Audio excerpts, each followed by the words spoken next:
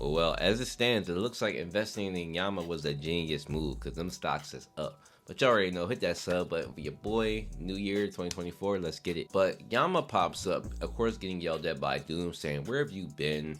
We've been going at this war. We've been looking for some help." But Yama goes on to explain that he's been sleeping. Apparently, what Uracha gave him in the lighthouse contained a pot, and in the pot, Yama went in there to go investigate how to complete a full mimesis transformation and ends up falling asleep inside the pot. And Yama basically woke up and he was a different man. So it appears that something in that pot molded Yama's transformation into the right direction, and Yama seems extremely more powerful. Yama goes on to say that he wants to pass through the gate. Interesting thing he says is that his body wants him to do it, so pay attention to that. Doom goes on to explain that the ancient weapon will melt you. It melts most high rankers. There's nothing you can really do about it. Yama said, "Hold on, hold my beer," and burst through Proust's barrier, no problem. Like, this is a massive feat, but Yama just said he's only warming up. So we move on to the conversation between Enkidu and Gustang, and this took a turn I wasn't expecting, with Enkidu kind of laughing at Gustang, saying that, "Oh, you guys can't remember anything? You're joking, right? Like, you people, you of all people who are arrogant, belittling me, making me feel like I'm not worth shit." Like, that's basically what the Great Warriors did to him. In his head, he's using this as leverage, as he believes that Gustang needs this information so he can't kill him. So this gives us a little insight on what kind of person Enkidu may have been. But without no hesitation, Gustang goes for the kill. And Enkidu is surprised. It was actually a pretty funny thing in the chapter. But Enkidu gets burnt to a cinder, losing about 95% of his body, with Gustang basically saying that, "Listen, this ain't worth the effort. You're nothing but a nuisance. I can get other ways to do this." But Enkidu is surprised and he manages to escape. But Gustang says that, "I am still the psychopath glasses dude." Well, that wasn't the exact quote, but y'all know what I'm saying.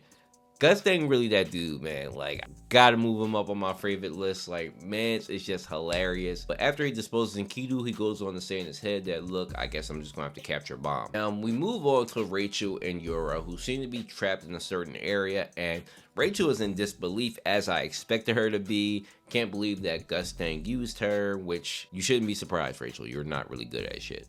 But she gets a little desperate, saying that she's going to reach out to somebody to help them. If Bellier's plan to capture Bomb work, they can still escape, which is interesting. But we get another POV switch where we get Coon. Now, Coon ends up being a pawn, which I'm a little bit surprised by because I didn't expect Coon to have such a piece. I know a lot of people were speculating that Coon might even be the king, but he goes on to think himself that, well, I'm not sure what I can do with this piece, but at least I'm not the king. So immediately Dumas teleports behind him, and I'm not gonna lie to y'all, this was like a scary situation. Like, this is a B rank regular and this is a top 50 in the tower. Like, it's a scary situation. But we get on to see Rack, and Rack ends up becoming a rook, which of course he doesn't understand what's happening, but he senses Coon fighting in the distance and he ends up running towards him, throwing his spear towards Dumas to stop him from killing Coon. Which I know we're going to address the controversy, and we will, but as it stands out, it looks like we're going to get Coon and Rack versus Dumas, which absolutely makes no sense, but here we are. And this last little bit includes Garuru, where he gets his piece and he turns out to be a bishop, which is not necessarily an important piece, but if used right, can be pretty dangerous. So he ends up getting a text message from Rachel, which of course that's who she hit up, but basically asking him to come to her and not saying it in detail, but she needs the help. And Garuru actually gives us his motivations. Garuru's family was destroyed, the destroyed branch, and his entire plot is, of course, to get rid of the family heads. His is much more personal with Traumery. So he goes to rush on, and of course, we see Enkidu go through the wall and sees Garuru right before he's about to die, and corrupts Garuru, and Enkidu is in Garuru. Chapter ends with Garuru and Enkidu, we'll just call it Enkidu, saying that Trom is here, and it seems like he's gonna go look for him. Alright gang, we got a lot to cover, so I don't know where to start, but let's start off with Rachel's salty ass, because as I said last week, Rachel would be extremely petty, extremely salty at the way things played out for her. Gustang played her, he used her, And of course, she's not necessarily saying that she's going to disrupt Gustang, but obviously if she finds Bomb, she knows that Gustang is looking for Bomb. She's trying to be petty here to get back at Gustang. And we might as well cover Garuru as we're here. Garuru has some interesting motivations. So the Destroy branch, we never got any real massive details about that, but it appears that this is Garuru's family, and Garuru is the last one left alive. Now, if you go back to the chapter where they're escaping the fish tank, don't ask me the chapter, y'all know I'm not going to go do the research to find the chapter, but the chapter where they're going through the fish tank and they go through the massive graveyard, and Garuru actually tells the story to Lalile that, well, it's not the family's fault. They got killed for literally one little thing, and this is Garuru's family. So in that moment, I didn't take it as serious. I thought it was just like Garuru explaining a story, but Garuru was a little bit emotional about the whole thing.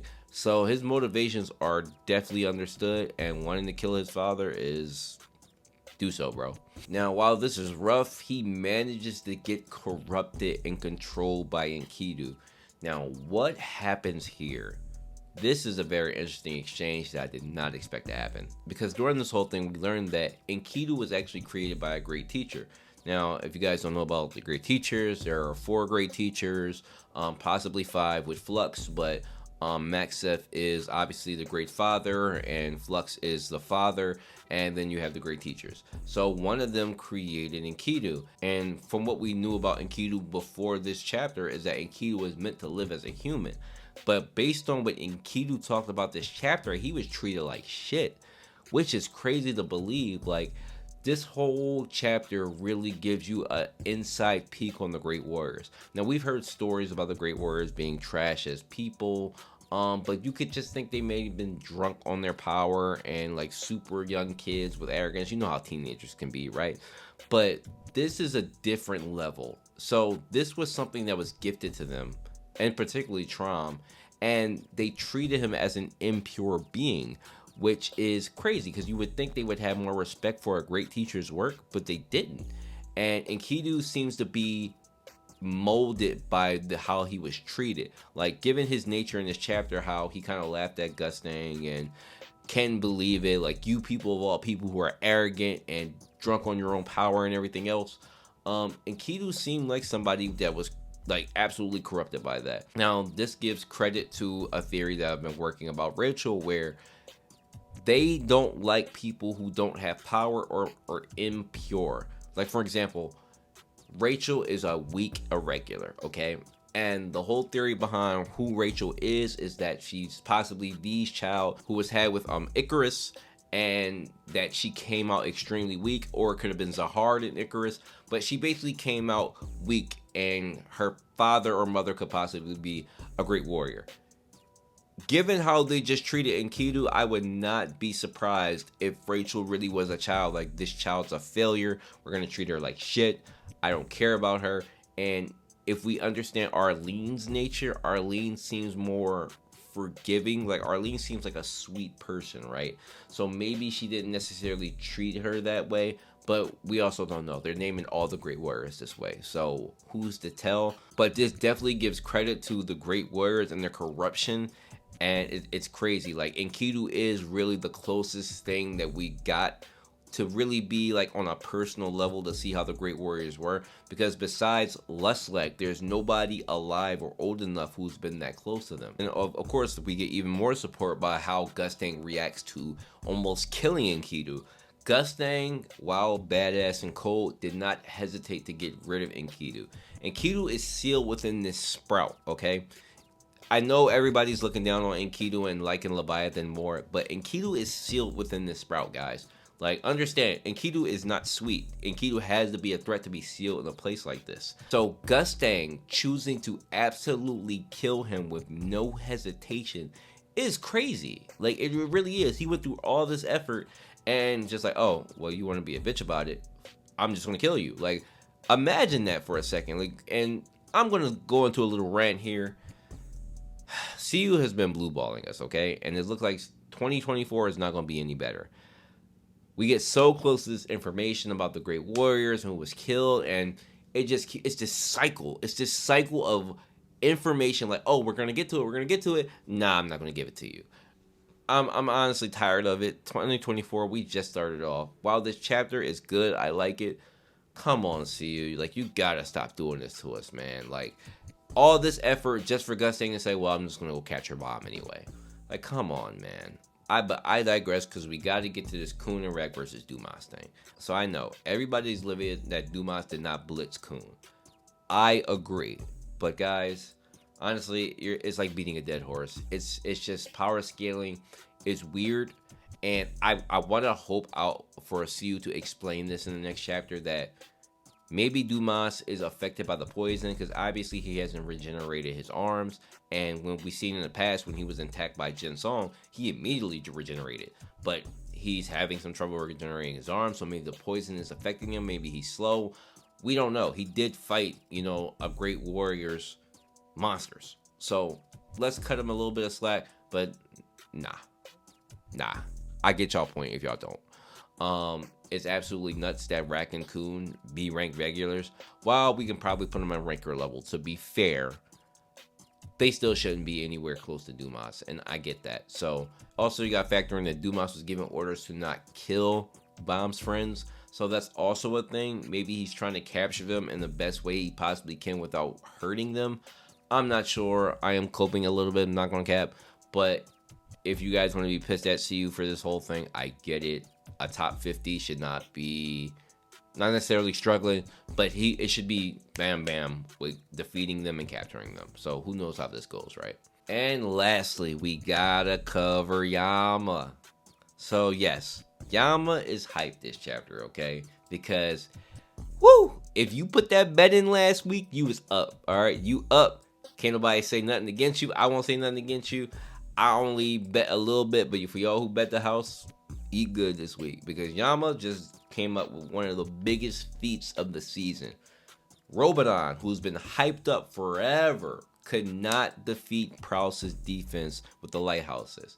Yama, who's warming up, pierced through the barrier, which looked like it was pretty easy. Yama's him, guys, okay? And the way this power is looking, and the way it's scaling up, if he completes the full transformation, he might be Lustlek level. Like, he really might be. He might be as strong as the leader of his organization, which is crazy to think about, because Lustlek just fought against Urek. So, in full context, you really gotta think about this, alright? Bomb may lose to Yama in a fight right now. And I know that's hard for some of y'all to understand and to take. Bomb's the main character, so y'all a little biased. Y'all a little biased. He might be stronger at this point, man. Like, because this is a feat we've never seen. Prowse has been named this chapter to be one of the strongest light bearer users in the tower. So there's only so many other people above him, okay? So for Yama to do this with ease where Robodon couldn't, it's a feat. I have no idea what to do with this information with Yama. The pot thing is a little bit weird. Now, obviously, we've known in the past that pots are usually training places, but him falling asleep and his power kind of molding into this thing where maybe the ancient power is moving in the right direction is what I'm thinking, but we need more context, obviously. So, as far as the predictions go, I don't think we go back to Yama and crew. I think we stay on the Dumas, Coon, and Rack thing and probably get to see where Gustang is headed. But chapter overall, guys, 8 out of 10.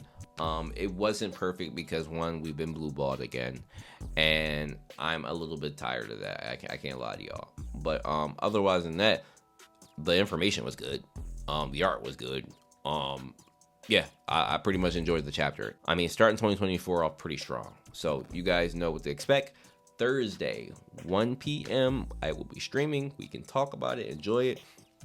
Until then, hit the Discord. I'll see you soon. Cheers.